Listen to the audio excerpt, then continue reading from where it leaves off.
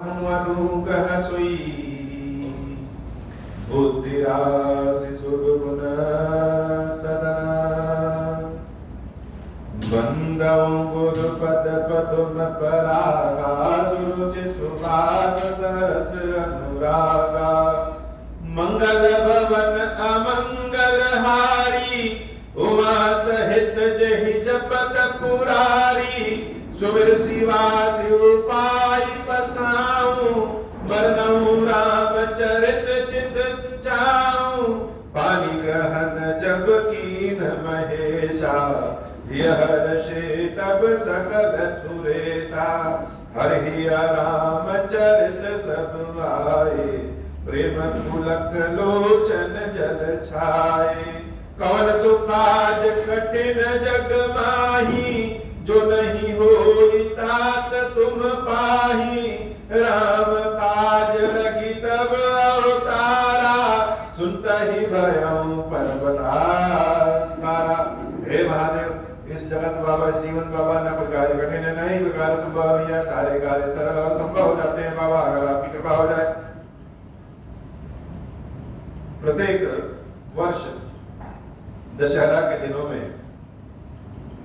विजयादशमी के दिन ज्यादातर जगहों पे रावण को जलाने का एक जैसे परंपरा रावण को जलाने का मतलब कि बुराई को हम जला रहे हैं और अस्थाई की स्थापना अच्छाई की स्थापना कर रहे हैं। लेकिन अगर इसको व्यवहारिक दृष्टि से देखा जाए तो हम लोग पहले रावण को बनाते हैं और फिर जलाते हैं।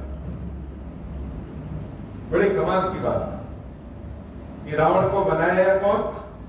मनुष्य ने, हम लोग बनाते हैं और बनाने के बाद उसको जलाते हैं। तो रावण को जलाएं या न जलाएं इस पे कोई प्रश्न नहीं है, लेकिन कहने का मतलब यह है यही सिद्धांत संसार में भी चला है। इसी सिद्धांत के तहत इसी प्रसंग के तहत राजा प्रताप भानु की कथा भगवान शंकर देवी पार्वती से कह रहे हैं देवी राजा प्रताप भानु की कथा हम सुना रहे हैं कि एक महाराज कैकेयी देश है और कैकेयी देश के राजा सत्यकेतु वो सत्यकेतु के दो पुत्र हुए।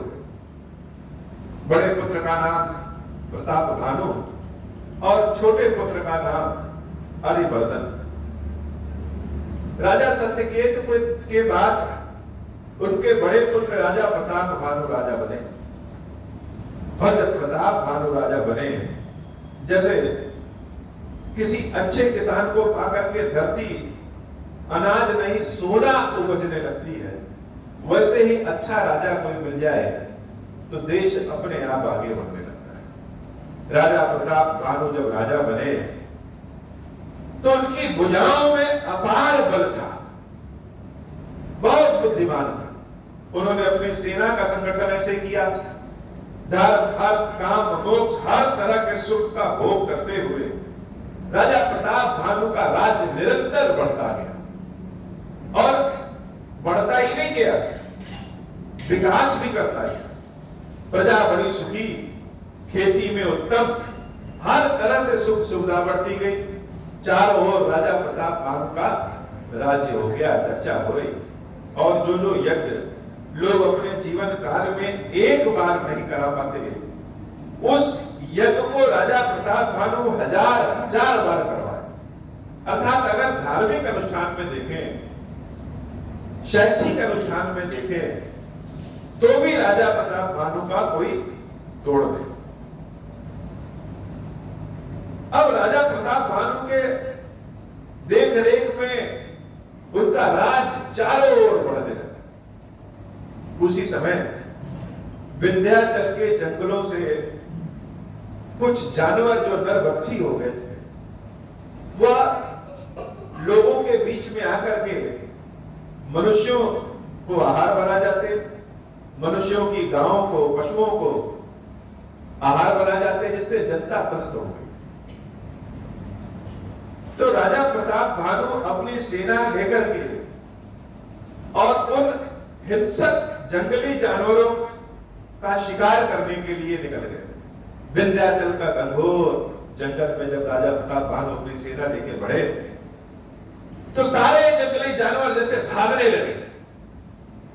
उसी समय एक जंगली सुअर ऐसा दिखा मानो उसने चंद्रमा को अपने मुंह में दबा लिया, अर्थात उसके दो दांत ऐसे निकले थे कि दूर से देखने पे लगता कि इसने चंद्रमा को ही अपने मुंह में दबा लिया।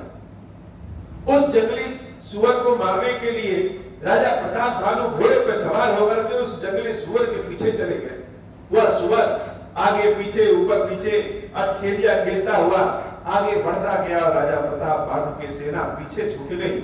लेकिन राजा प्रताप भानु उस सुअर के पीछे, जंगली सुअर के पीछे जाने लगे। वह जंगली सुअर सुअर नहीं, वह मायावी राक्षस, कालकूट नामक मायावी राक्षस सुअर का वेश बना करके जंगल में जैसे राजा प्रताप भानु को जा दिया। प्रताप भानु और उनका घोड़ा दोनों थक के व्याकुल हो गए। सेना पीछे छूट गई, रास्ता भूल गए, प्यासे चारों ओर घूम रहे हैं। तो एक जलाशय है, उस जलाशय में सोचे कि लाओ पानी पी लें, घोड़े को भी पानी पिलाएं। तब तक एक मुनि बड़े सौम्य मृदुल स्वभाव के, बड़ी बड़ी दाढ़ी बढ़ाए हुए, बहुत ही अद्भुत अजीब सा देश था उनके माथे। वो मुनि खुद राजा प्रताप भानु से कहते हैं कि हे राजन, लग रहा है रास्ता भटक गए हो, तुम और तुम्हारे घोड़े दोनों थक गए। इस जलाशय में स्नान करो, जलपान करो, कुछ देर विश्राम करो, उसके बाद जाओ। अब भूखे को अगर भोजन मिल जाए, प्यासे को पानी मिल जाए तो और उससे अच्छा क्या है। जब प्यास और भूख लगती है तो अन्न और जल की कीमत समझ में आती है। राजा प्रताप भानु विश्राम करते हैं उन मुनि के आश्रम में। और हम सबका एक स्वभाव है, अगर हमारे सामने ईश्वर आ जाए, कोई दैवी शक्ति आ जाए, तो हमारे मन में इच्छा उत्पन्न होती है कि हम अजर अमर हो जाए, अर्थात हमारा यह शरीर हमेशा जवान रहे, रोग दुख दोष सब दूर रहे और धन संपत्ति हमारी कभी कम न। बड़े बड़े राक्षस भी जब भगवान की तपस्या करते थे तो एक से बढ़कर एक उटपटांग वरदान मांगते, लेकिन सबका मोटिव यही था कि हम सबसे ज्यादा शक्तिशाली हो जाएं। यह एक राक्षसी वृत्ति है, राक्षसी स्वभाव है जो हम मनुष्यों के अंदर भी घर करते हैं कि अगर हमको मौका मिले तो हम चाहेंगे कि हम अजर अमर हो जाएं, एक तक राज करें, चारों ओर हमारा ही साम्राज्य हो, किसी से परास्त ना हो, किसी से भी कमजोर ना हो, कभी कोई रोग दुख ना हो। चाहे हमारे पास कितना भी भरा पड़ा हो, लेकिन यह इच्छा आ ही जाती। और वही जो भगवान के भक्त होते हैं, संत होते हैं, जो ईश्वर के प्रेम में पड़कर भक्ति करते हैं, उनके मन में यह इच्छा आती है कि हम निरंतर भगवान की सेवा भक्ति कर रहे हैं। जो राजा प्रताप भानु यद्यपि बहुत प्रतापी पराक्रमी थे, लेकिन यह लालच जो है ना, यह लालच का पेट भरता है। अभी भी उनके मन में यह इच्छा रहती कि यह राज्य हमारा और बढ़ जाए, और बढ़े ही ना, 100 कल्पों तक हम राज्य करें, इतनी शक्ति मिल जाए कि किसी से भी कभी भी युद्ध में या किसी भी क्षेत्र में परास्त ना हो। तो जब राजा प्रताप भानु उस मुनि को देखते हैं तो धीरे धीरे जैसे उस मुनि के आकर्षण में बदल जाते हैं। और वह मुनि कौन? वह मुनि एक क्षत्रिय राजा था जिसको प्रताप भानु ने युद्ध में हरा दिया और अपनी जान बचा करके वह जंगल में छिप गया। राजा प्रताप भानु तो उसको नहीं समझ पाए, लेकिन मुनि जान गया कि यह राजा प्रताप भानु है। क्यों? क्योंकि वह कपटी मुनि है, कपटी ऋषि है। और राजा प्रताप भानु से बातचीत होने लगी। बातचीत में धीरे धीरे प्रताप भानु अपने लालच के चक्कर में पड़ गए। प्रताप भानु को लगा यह ऋषि मुनि अगर इनकी कृपा मिल जाए, इनके आशीर्वाद मिल जाए तो हमको वरदान मिल जाए। हम जब भगवान की शक्ति भक्ति में रहते हैं, भगवान की भक्ति करते हैं, तो कभी कभी मन भटक जाता है कि कोई व्यक्ति मिल जाएगा, कोई ऋषि मुनि मिल जाएंगे, कोई ऐसी दिव्य औषधि मिल जाएगी, कोई मणि मिल जाएगा, कोई ऐसा जादू हो जाएगा जिस जादू से हम अजर अमर हो जाएंगे, सब कुछ प्राप्त हो सकता है। हम धीरे धीरे ईश्वर की शक्ति को भूल करके और दूसरी शक्तियों की ओर बढ़ने लगे। ईश्वर तो जो चाहे वह कर दे, लेकिन हमारा मन तो चमत्कार में लगा रहता है। ईश्वर का मतलब हम जैसे जादूगर समझते हैं कि उन्होंने ऐसे छड़ी घुमाया और हमारा खजाना जो है सोने से भर गया। ईश्वर तो बड़े सरल सहज है। राजा प्रताप भानु के मन में लालच आ गया और वह सोचे कि अगर इन मुनि के चरणों को हम पकड़ लें, इनको प्रसन्न कर दें, तो इनसे हमें आशीर्वाद मिलेगा और आशीर्वाद से हम अनेकों वर्षों तक अजर अमर बने रहेंगे और शासन प्रशासन में भी बने रहेंगे।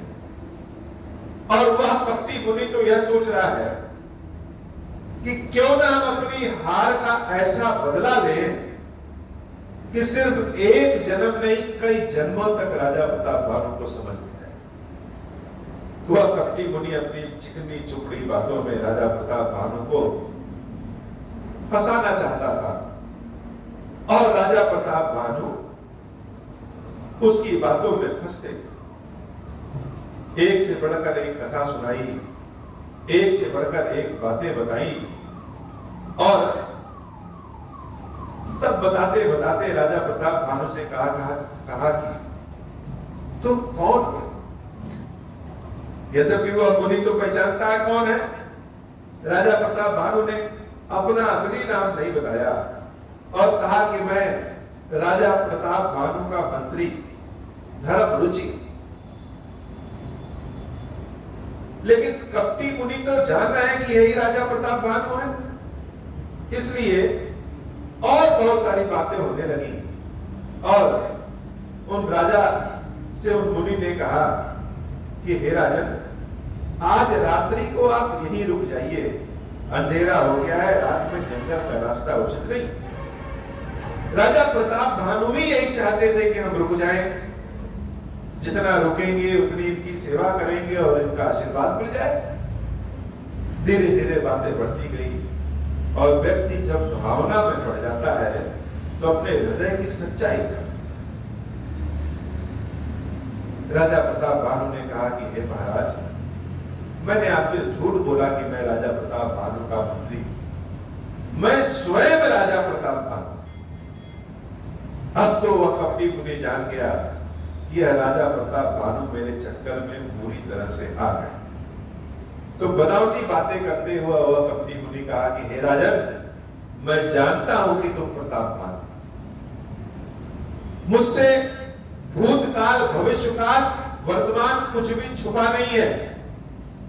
हम त्रिकालदर्शी हैं और सब जानते हैं, लेकिन हम तुम्हारे इस आदत से, इस आचरण से बड़े पसंद हैं।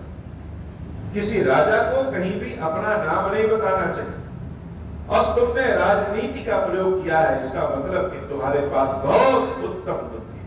हम तुमसे बहुत प्रसन्न हैं, तुम्हारे स्वभाव से बहुत प्रसन्न है, इसलिए हम तुमको कुछ वरदान देना चाहते हैं। राजा प्रताप भानु ने कहा कि हे महाराज, आपका नाम क्या है? उस कपटी मुनि ने कहा, मेरा नाम तो भिखारी। भिखारी?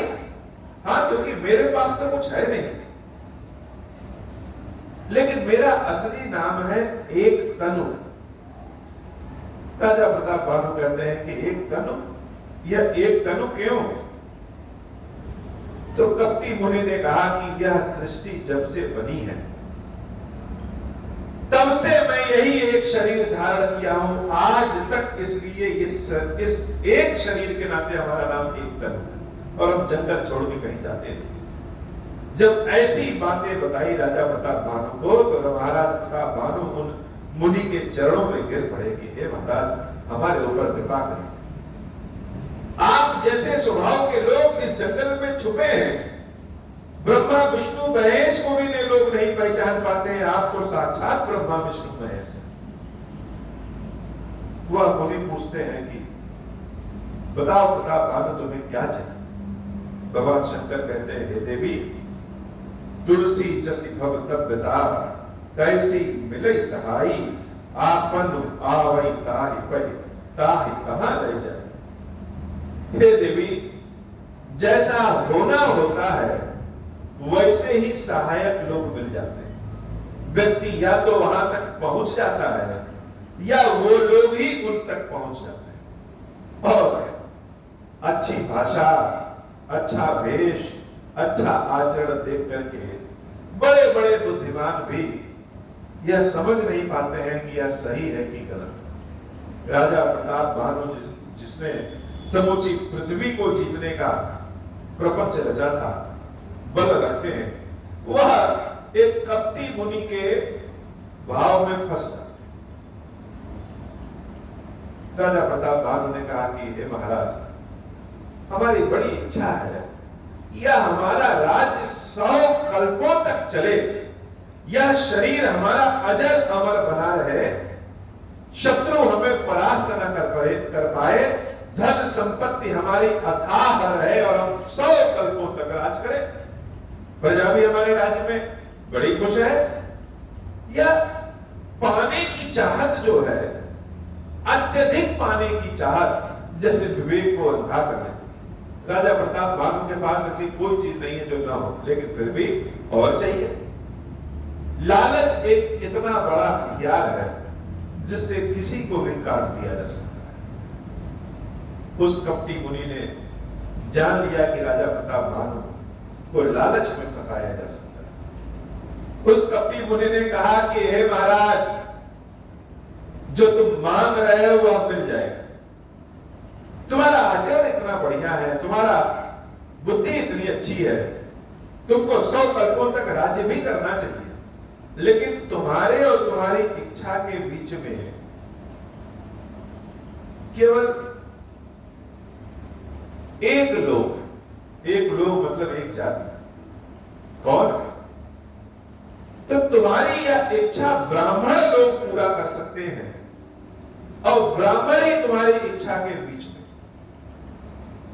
अगर तुमने ब्राह्मणों को प्रसन्न कर लिया तो ब्रह्मा विष्णु महेश भी तुम्हारा अहित नहीं कर सकते, और अगर ब्राह्मणों ने क्रोध कर दिया तो उनके श्राप से कोई बच नहीं पाए। तो तुमको क्या करना है? ब्राह्मणों को खुश करना है। लेकिन अब ये ब्राह्मण खुश कैसे होंगे? तो ब्राह्मण को तो सम्मान चाहिए, मीठी बात चाहिए और मीठा भोजन चाहिए। तो उनको अगर भोजन कराया जाए, और वह भोजन कौन बनाएगा? वह भोजन मैं बनाऊं और उस भोजन को ब्राह्मण खा ले, तो वह हमेशा तुम्हारे वश में रहेंगे और आशीर्वाद देंगे तुमको। फिर उनके आशीर्वाद से तुम्हारा राज निष्कंटक हो जाएगा। अब तो राजा प्रताप भानु ने कहा कि हे महाराज, यह काम जल्दी से कर। उस कपटी मुनि ने कहा लेकिन मैं तो कहीं जाता नहीं हूं, मैं तो जंगल में ही रहता हूं, अब तो हमको बड़े धर्म संकट में डाल दिए। ऐसी बनावटी बातें बना करके बोले कि राजा प्रताप भानु मुनि के चरणों को पकड़ लिया और कहे कि हे महाराज, बड़ों का छोटों पे बड़ा स्नेह होता है, अब कुछ बुद्धि लगाइए, कुछ उपाय करिए, मेरे कारण आपको चलना पड़ेगा, मेरे कारण इसलिए।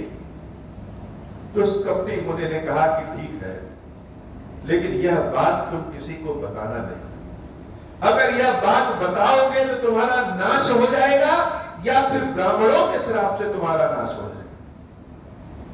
तो मैं तुम्हारे मंत्री धर्म रुचि का हरण कर लूंगा और उसका भेष बना करके हम तुम्हारे राज्य में आएंगे और हम ही भोजन बनाएंगे और तुम ब्राह्मणों को परोसना, ब्राह्मणों को निमंत्रण दे दो, 1 लाख ब्राह्मणों को निमंत्रण देना। राजा प्रताप भानु बड़े प्रसन्न हुए, कहे कि ऐसा ही होगा। उसके बाद उस कपटी मुनि ने कहा कि हे राजन, तुम विश्राम कर लो और हम माया से तुमको तुम्हारे राज्य, तुम्हारे घोड़े से पहुंचा देंगे। आज के 3 दिन के बाद हम आएंगे और जब तुमसे यह सारी बातें बताएंगे तब तुम जान लेना, फिर मैं भोजन बनाऊंगा और तुम ब्राह्मणों को परोस देना। राजा बड़े प्रसन्न होते हैं और नींद में चले जाते हैं। वह कपटी मुनि राक्षस कालकूट की माया से उन राजन को, राजा प्रताप भानु को और उनके घोड़े को उनके राज्य में पहुंचा देते हैं। राज्य के लोग बड़े प्रसन्न होते हैं कि महाराज वापस आ गए हैं, उत्सव मनाया जाता है। लेकिन महाराज प्रताप भानु तो एक अलग ही आनंद में, जैसे 3 दिन न होकर के 3 वर्ष हो गए हैं, कट नहीं रहे हैं। और समय आया तो उस कपटी मुनि ने राजा प्रताप भानु के मंत्री धर्म रुचि का हरण करके गुफा में रख दिया और स्वयं मंत्री बनकर के राजा प्रताप भानु से मिला। राजा प्रताप भानु बड़े प्रसन्न हुए, ब्राह्मणों को निमंत्रण दे दिया गया। यह हुआ कि जो ब्राह्मण भोजन करेंगे वह दूसरों के घर में जहां जहां भोजन करेंगे वहां के लोग भी इस माया में पड़ जाएंगे और राजा प्रताप भानु का राज्य निष्कंटक हो जाएगा। इतने घनघोर लालच में राजा प्रताप भानु का विवेक शून्य हो गया। उस कपटी मुनि ने रसोई में जाकर के भोजन बनाया और भोजन बनाने के बाद क्या किया कि ब्राह्मणों के मांस को उस भोजन में मिला दिया। सारे ब्राह्मण बैठे भोजन करने के लिए, राजा प्रताप भानु अपनी देख रेख में सारे ब्राह्मणों को परोस रहे हैं। भोजन जब परोस किया सामने, तब उस कपटी मुनि ने मायावी राक्षस कालकूट के द्वारा एक झूठी आकाशवाणी करवा दी। उस आकाशवाणी ने कहा कि हे विप्रो, हे ब्राह्मणों, तुम्हारे इस भोजन में ब्राह्मण का और गाय का मांस मिला हुआ है। अब तो सारे ब्राह्मण बहुत तेजी से भड़क जाते हैं और सब मिलकर के राजा प्रताप भानु को श्राप दे देते हैं कि तुम चाहते थे कि हमारा धर्म भ्रष्ट हो जाए, इसलिए हम श्राप देते हैं कि तुम परिवार सहित राक्षस बन जाओ। 1 वर्ष के अंदर ही तुम्हारा पूरे परिवार सहित पूरे कुल खानदान का नाश हो जाएगा और तुम सब राक्षस बनकर के जन्म लो।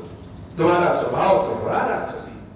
राजा प्रताप भानु समझ नहीं पाए कि क्या हुआ।